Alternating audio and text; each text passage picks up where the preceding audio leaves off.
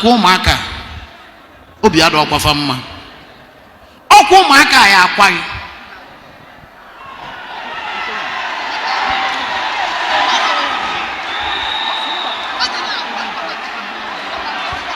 Our problem. Wait, your father know? My father know 12 wives. 12. 12 only. Imonya. I'm a moya. What got inside ever?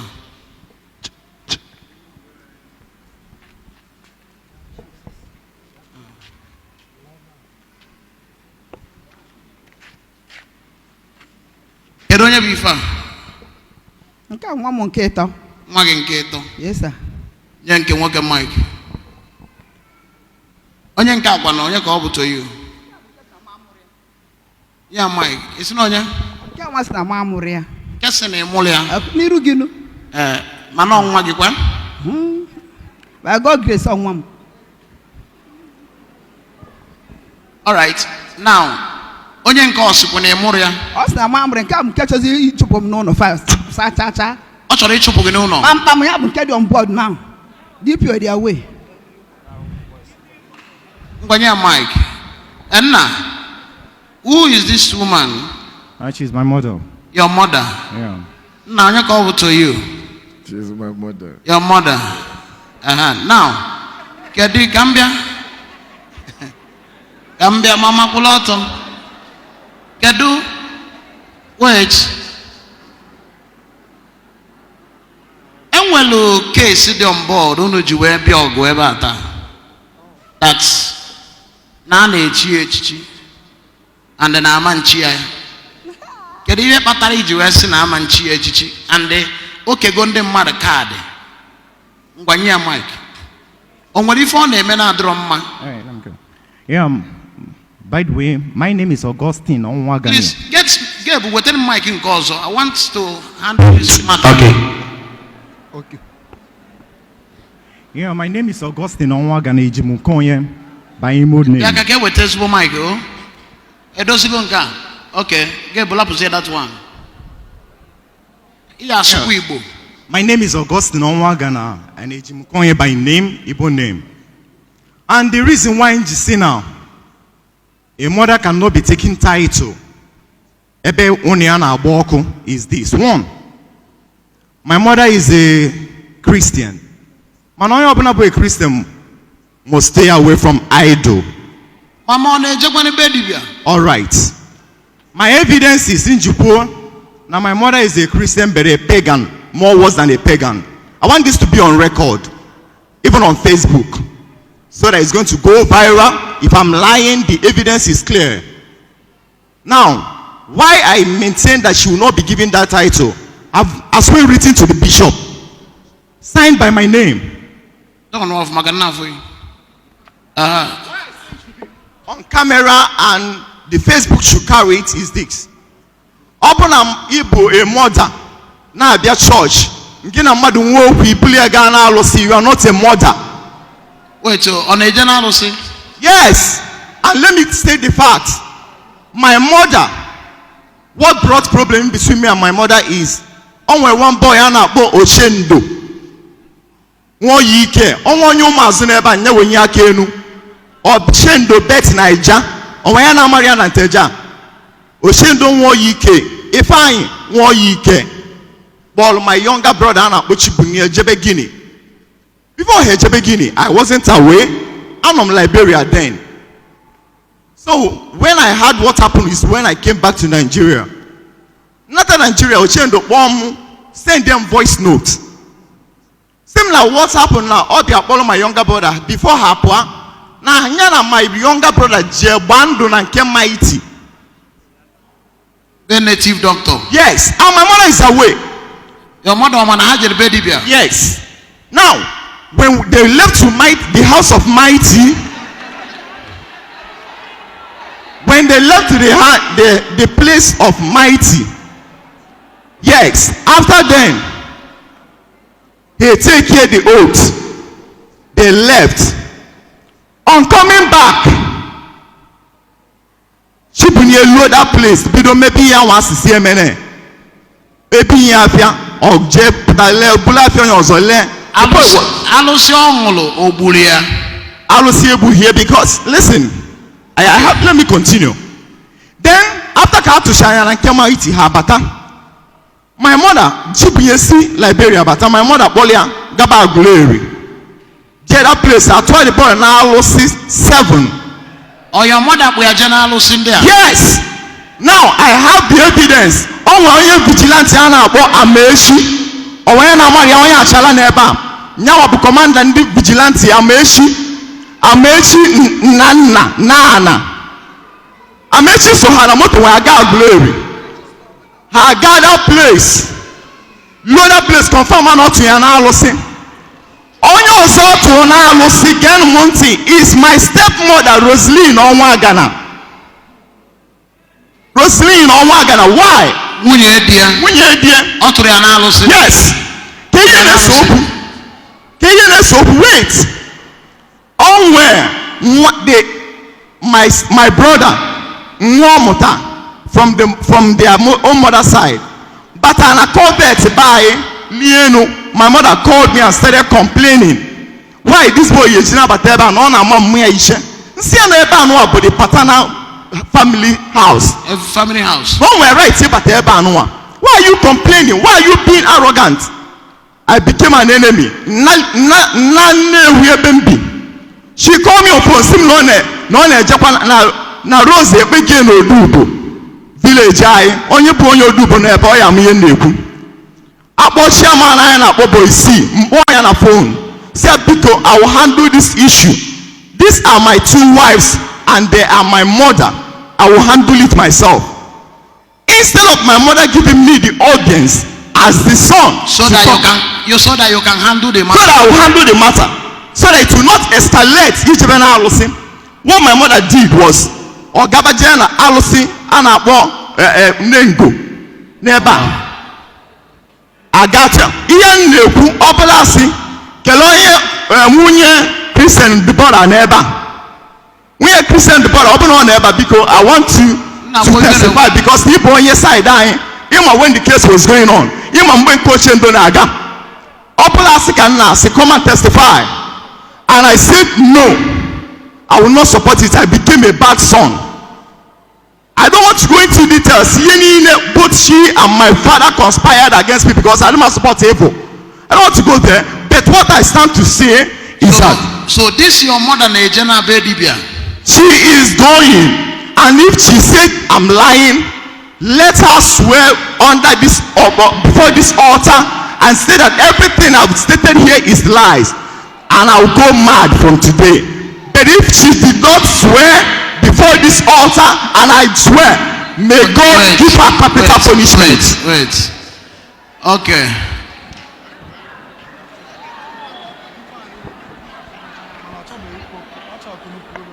Wow.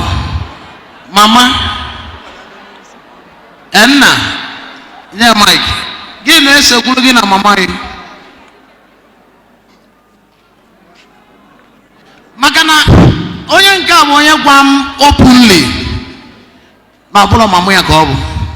What is the problem? Why did you say that she's not your mother? Praise the Lord. Afam Manchester Nwagana. Tie Mike n'ọnụ. Tino nso bụ afam. Yotago. So Tie Mike n'ọnụ. this my mother ifulu ebe a.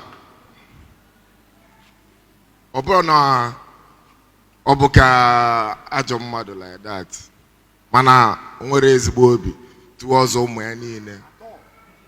O nwere onye oyiche.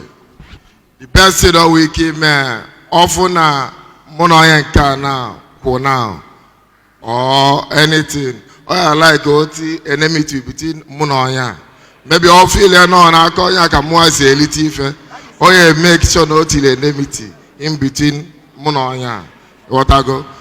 Mona, I enwe ụmụ nwanyị na-abụ now. Enwe ọmụta ụmụ nwanyị na-abụ. Mụta ụmụ nwoke 5. Whatever. Ụmụ nwanyị na-abụ a now. With ndị nke obele ndị nwoke. Adị asị dị my junior ones. I'm going to say them morning. Talk more of They don't greet you. Issue is because now my stepmother, be why the family compound. Family compound is for everybody. Yes. So more openly see as far as I'm concerned. What if they cannot say na the house? On about our problem. Wait, do you know your father know? My father know 12 wives. 12 only. Wait. Our mommy was the first one. No, about the first. The second one. The seventh. The seventh one. Yes. Yeah, Mike.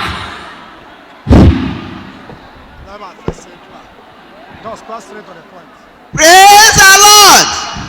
Hallelujah. Amen. Even as Solomon was stubbornness. From heaven, Navano. Before Liberia, they are born on Solia Canana. But that's not what Hulaba of Tizia. Near 30 of cement. One alone, Kaibunia Bunia, Sabakota, Kanya, Alone. Only a beer 25. 1 year, tell them, even 1 year, near 50,000. The Masanya can I want to get a bombo to Mpaku, Kalip Vendu. Uncle Goranga. 1 year with 50,000. 1 year, can I want to get a Bosanya Mia. Maganya, you're going to get Konyaniki. Oh, yeah, Kona to the network with 20 times. I'm not with a picture with me there. Or a lamaro. What will not only a chain of this now, not that 20 days. Oh, I got to give it.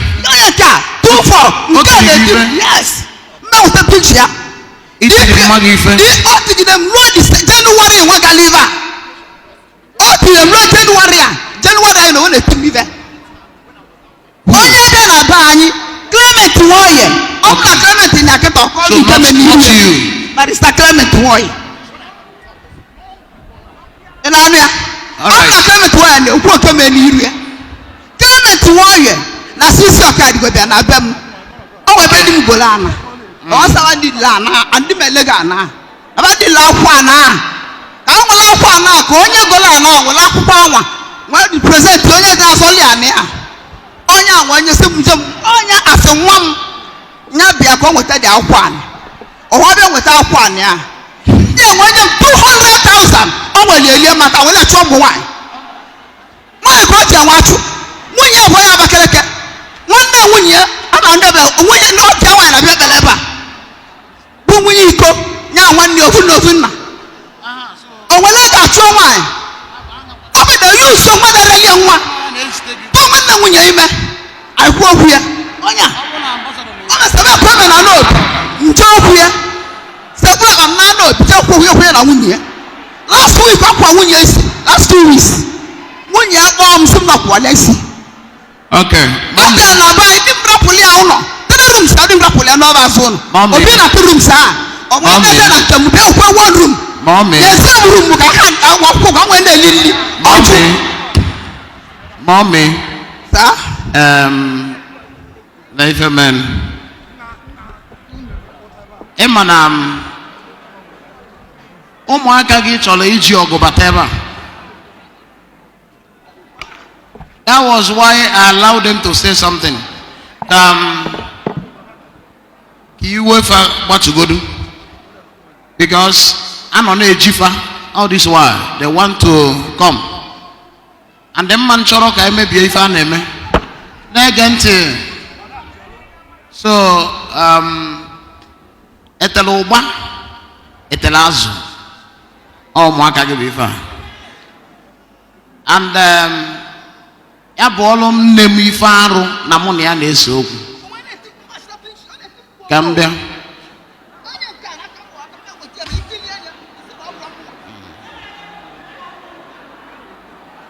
na-ege m ntị so mana mmanụ na onye ọbụla tiri nne ya ife bụ a curse ka bụ ihe m chọgoro ka ị ma now this case si ebe a toluo ebe ni mana ọ gị nwa bụ ife a ga-decide ma ya dọbịa dọluo ya n'isi.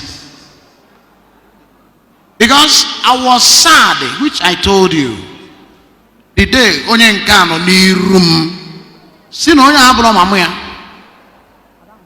and achọrọ m ka ị malụ. I told you something. Icheta ife m gwa gị na so many people are not saying good about you. Agwa ikwulie and even the gwa gị a bụ ka Jonathan ụlọ ọbụla nwee ngwere na-arị n'ụlọ niile mana onye bupute nke ya kene ya. Gekwa ntị mama, enwe onye ọbụla mepere ọnụ si gị na ụmụ gị abụrụ ya, onye ahụ bụ worst enemy. Onye ọbụla mepere nọ gị n'akụkụ na-asị gị rịba na ịma nda gaba n'ihe ekpegbufa, onye ahụ ị kwesịrị ka o nwee ife gị na ya eme n'ụwa. Maka na ndị a na-agwa gị bụ ndị osochi egbu. Maka na o nwee ndị na-eti egwu a iwe nyefe opportunity inyefe ọkpa egwu. Na-ege m ntị, ife nji wee sị na inyerefe ọkpa egwu bụ mama, ụmụaka gị ya akarịbọrọ nke ịkpọfa baa n'ụlọ kpọchie ụzọ, onwe nke imere adịrọ mma esiba ụmụ m biko gbaalụnụ. Ịnwa anwa mee ya asọrọ gị ya ọha biko okwu ka m na-ekwu, then you will see. Gekwa ntị, enwekwe ka ọ dị na ụmụ na-abụọ ịmụtalụ ṅụla alaghị a nye m aka gị ṅụla alaghị na enwekwe ka ọ dị na ụmụaka na-abụọ ikwulu pụtara n'etiti ọgbọ si na ị na-eme ife adịrọ mma. Gekwa m ntị, isi ebe a pụọ taa ana m enye gị assignment and ọ bụrụ na ị na-afụ ụzọ ọfụma ịfụ na onye nke a na lack blessing from you.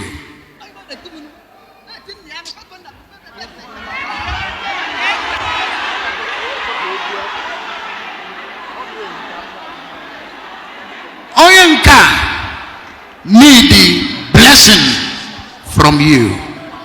Then we can wait. So I want you to go home and put your house in order. Gekwa ntị, ọ bụrụ kwachala ọkụ ga-eme ya. Ya ntị, ife ndị wee sị gị na ọ bụrụ chala ọkụ ga-settle this matter bụ na this matter karịrị m. That is number one. Number two, abatago be gị na-atiwa ya ịbụa ndị a na onye akwụ, onye a na onye akwụ.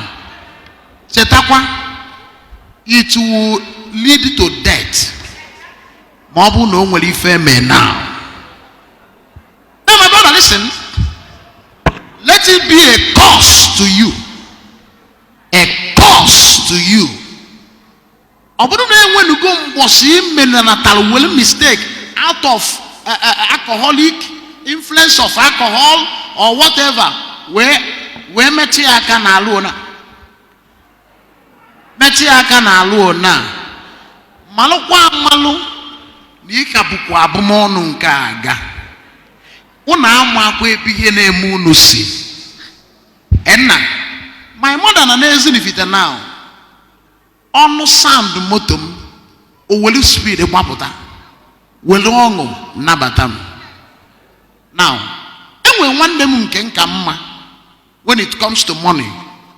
My mother self na-enye onye nke ahụ attention more than myself, because ihe nne m ji eme ya bụ ka ọ napụkwa egbu maka na onye a ka mma.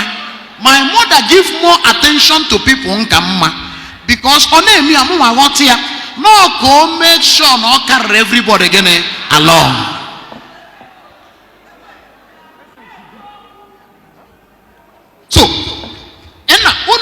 ọlụ unu ga-alụ bụ na unu ga-anọ ebe a na wee yọọ mama unu ya gbaala unu. Gee m ntị, gekwa m ntị. Ọ bụrụ na onwego ka isi wee lee hands on her, whether ma yọọ ya before yọọ ya ọzọ yọkwakwa ya, my brother, onye ahụ bụ nne yi lụọ echi. If you don't go home and put your house in order now, ebe ị nọ nwe problem, ebe ị nọ nwe problem kịta bụ gị na ụmụ ndị nwunye di gị adịrọ mma, gị na nwunye di gị adịrọ mma, n'ezie na ụmụaka gị na fa ya akwụ agbarịpụgo gị.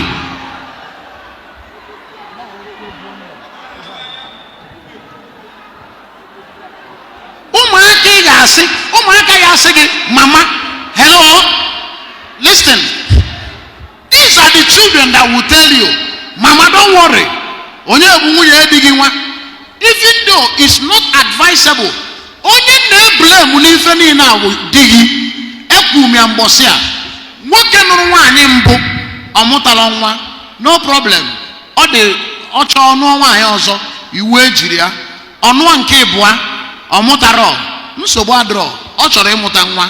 Ọnụọ nke ịtọ ọ mụta ofu nwa nwaanyị, well, ọ chọrọ ịmụ nwoke. Ọmụọ nke ịnọ ọ mụtara nwa. Ọnụọ nke ise ọ mụtara nwa. Nụọ nke isii ọ mụta nwa, mụta nwaanyị ba. O wee nụọ the seventh one bụ gị nwa.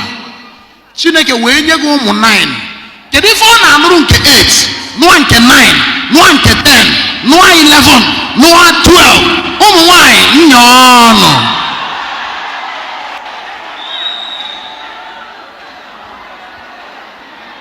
Listen to me. Maka na ọ bụrụ na this marriage, listen to me. Ọ bụrụ na marriage a end n'ebe this woman nọ, this crisis will not arise. So, mommy, what you need, hello, what you need is this. You must take your children home. Ngwasịa gị ife a, ama na fa ya elube m isi. Mana ike na yozu unu ka unu mee from the depth of your heart. Mama unu amaghị ọnụ biko n'iru ndị mmadụ. Ọnụ ya ya biko. Mana unu yọọ ya biko, ịnazie taa. Kpọbata ụmụaka n'ụlọ, kpọchie ụzọ, ọsọ gị ndị idie. Nakwa ụmụaka, obi adọ ọkwafa mma. Ọkwa ụmụaka ya akwaghị.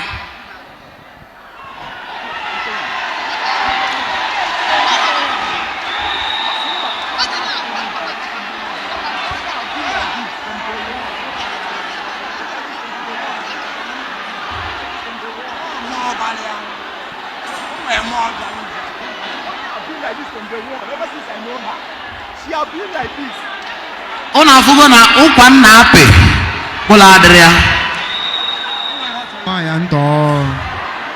Na ọ bụrụ ya akwaghị. Wow. Ọ gị ya akwafa.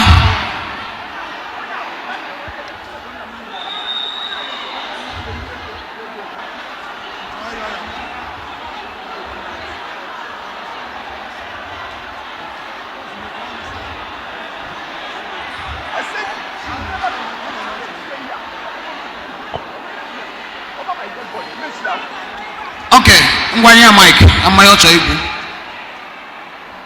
Ọsịsọ ka mgbasa ebere. Just praise the Lord. Beacon.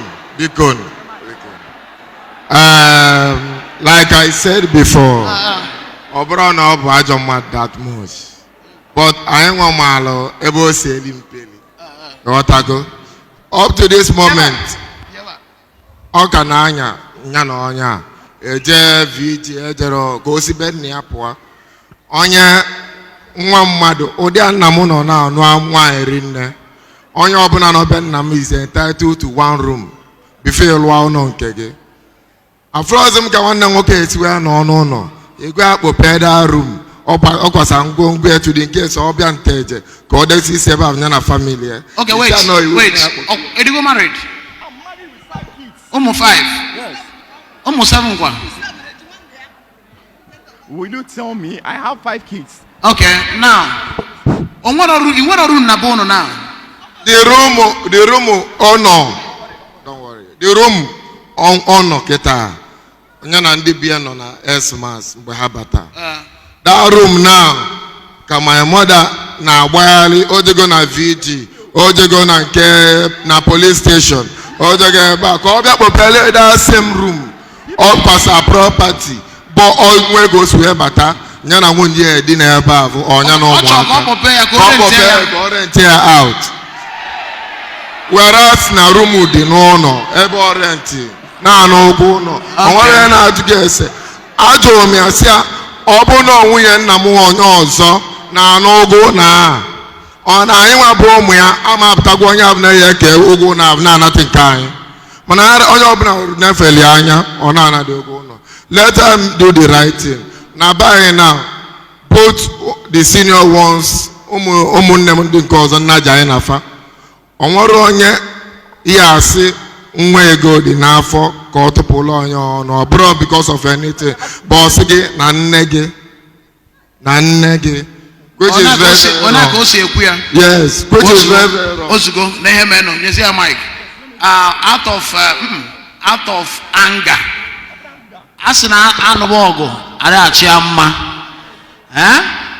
Makana echetem na you made mention of na digi sigonya no kwala nwai. Ya poa. And onye nwake cho maintain. Yeah. You want to go? Only the 3 rooms. Only the 3 rooms. Gambia no mommy. Ona digi nyelegi instruction. If you say na instruction digi nyelegi na cause oge trouble. Somebody say amen. Amen. Mama, umugo ya no nilo.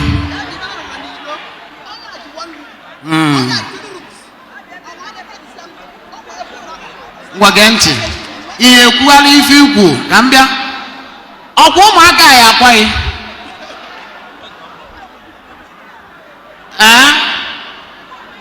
Abụlaba ya akwaghị.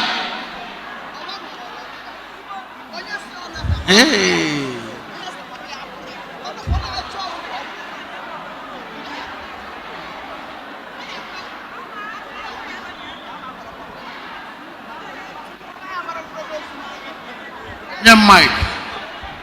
So based on ife nkwasịrị now. Hello. Based on ife niile nkwu asị m na unu ji ụgwọ ya biko. Mana mama gekwa m ntị. Ịnalue taa o wee bụrụ na ịkpọrọ ụmụaka gị a wee reconcile ya with hawa. O nwere ife na-aba na room nwa gị achọ n'ọrụ tabele ụnọ ọlụtụ ụnọ osibeghị pụa.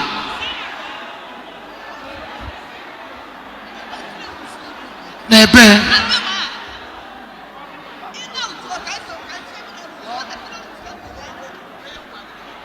praise the Lord. And church, I thank you all for this wonderful privilege. I shall make about too far with what the man of God have just said. Everybody is say about what's now. But let me not say that. I will kneel down before the church and the honor of this man of God to plead.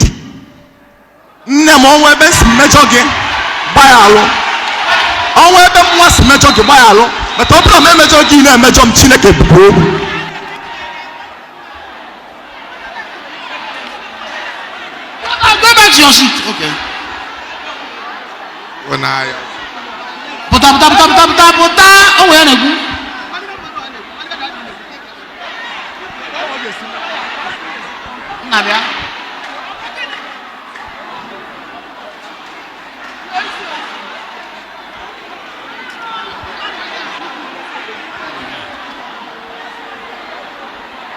Oh yeah, go to your seat. Go to your seat. Go to your seat. Oh yeah. Say what you want to say.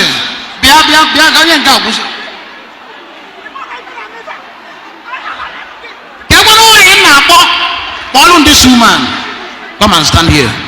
Oh yeah, what do you want to say? What do you want to say? Say it. Let me go. Audience, please, let's go.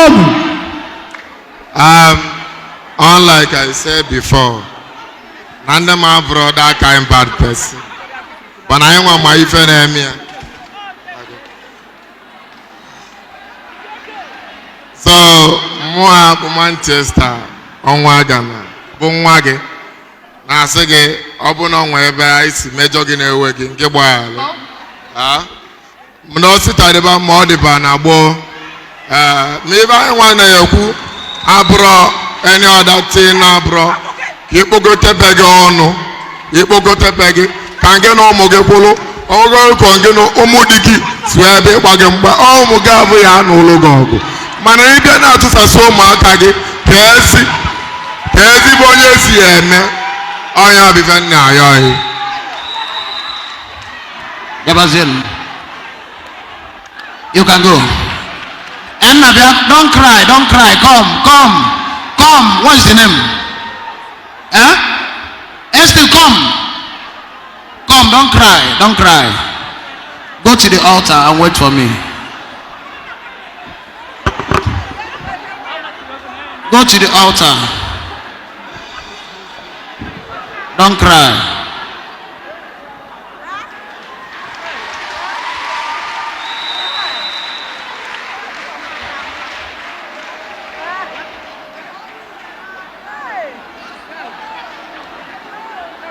Pull out your bubble in now.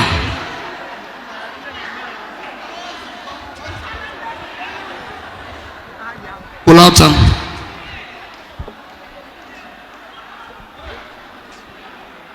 I'm not gonna come.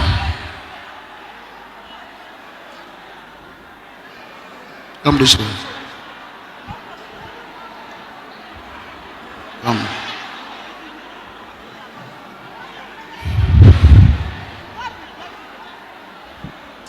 Pull out your bubble now.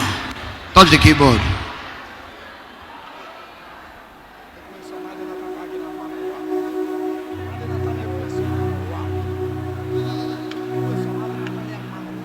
Akwa Jizọs kwara n'elu obe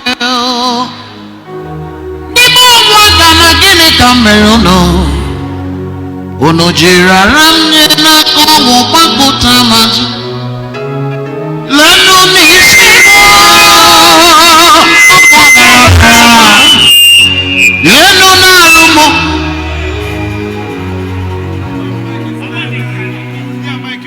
ife agwa na Jizọs make it done. Nwa lee nne gị nne nwa gị.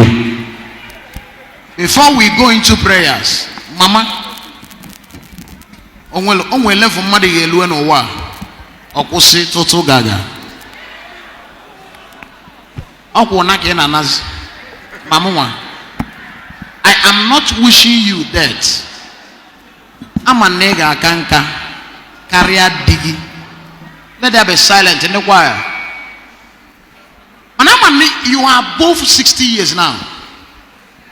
You are above 60 years. You are going. Put your house in order. Okay, from there no na oko na say no banu. Ndị abụọ kwa mmadụ.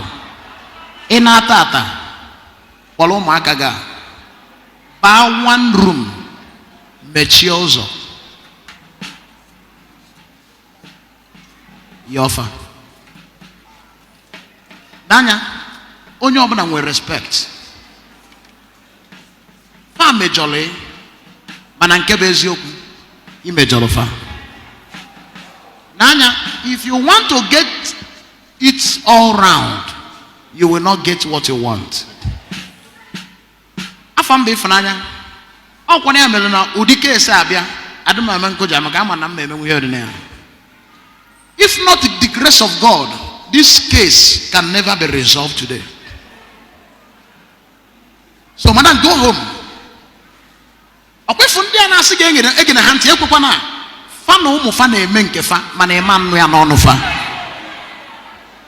That is all I will tell you. Go, put your hands together for Lord Jesus.